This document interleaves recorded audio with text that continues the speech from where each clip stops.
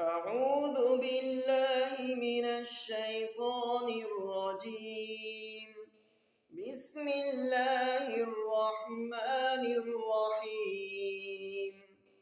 وعد الله الذين آمنوا منكم وعملوا الصالحات